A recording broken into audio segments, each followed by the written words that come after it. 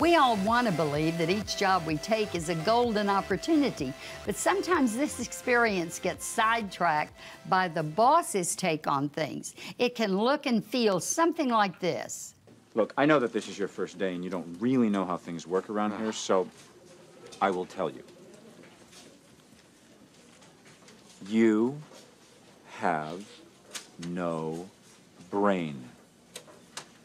No judgment calls are necessary. What you think means nothing. What you feel means nothing. You are here for me.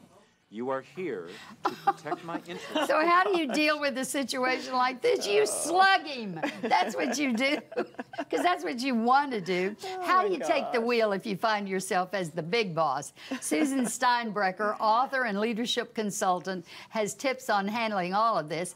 Plus, you could give us a lot of tips on being beautiful. So you're sweet. Thank welcome. You. Thank you know, you. I ask you, I mean, with eyes like you have, I thought, do you ever have an opportunity, when you go in and you're consulting and maybe on with a new client, right? Do they ever say, no, we don't want to see you? Not too often. I'm lucky.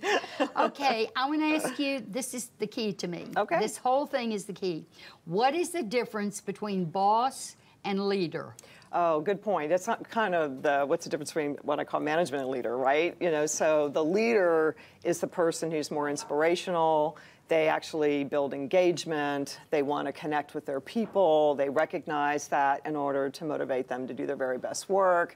They're engaged. They're excited to come to work. And they listen. Exactly. They listen. They're open to other ideas. Communicate, yes. all of those good things. And absolutely. a boss is what? Well, sometimes the boss can be a power over type of scenario, which of course never really works. Everybody knows the person's title. You know, they have position power and everybody gets that. The difference is, can you exude this personal power, this reason why somebody actually wants to work with you, not have to work with you. Mm-hmm. Very different scenario. They're forced to. Exactly. And a leader to me says, John, tell me how I can help you get to where you want to be. And the boss says, you get this done by 7 or this is going to happen. There you go. There's one just barks orders and the other one kind of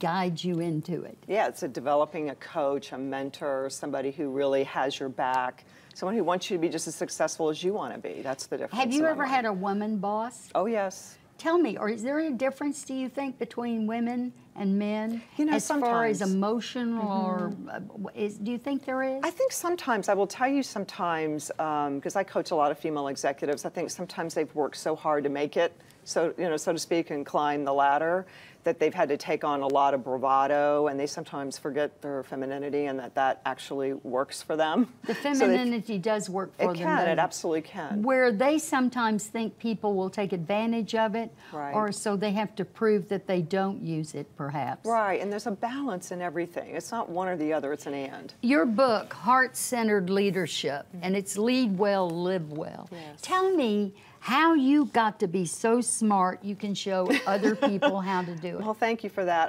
I spent many, many years in my background in operations. I mean, I was the general manager of a hotel at age 25 who really didn't know what they were doing. I mean, I really thought I did, but I didn't. And I learned all the mistakes. I did all the mistakes. I had some successes. I figured it out along the way, and I got it. After a while, I went, oh, okay, I get this. If you really want tapped in, turned on, tuned in, highly engaged employees, you got to be nice. You got to treat them with respect. That's so true. Yeah. Isn't it important that if you are faced with the task of changing or firing somebody, isn't there a kind way to do that? Absolutely.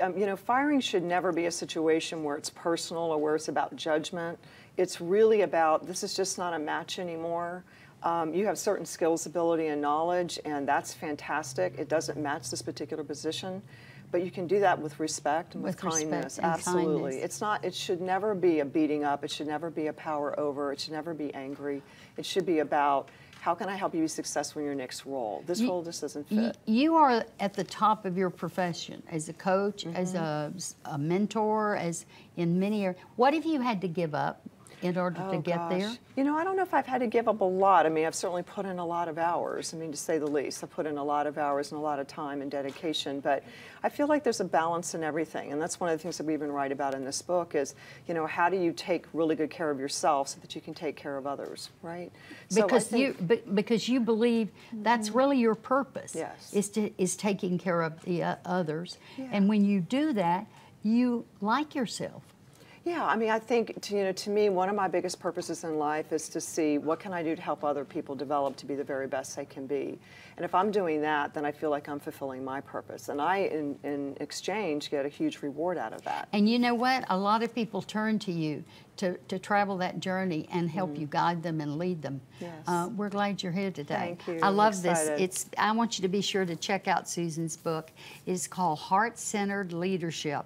Get more details on her website at steinbrecher.com, and we'll have that address on our website too. And when we come back, Amy chats it up with Chef Fabio Viviani, who has some delicious ways to spice up your Italian dish. Stick around.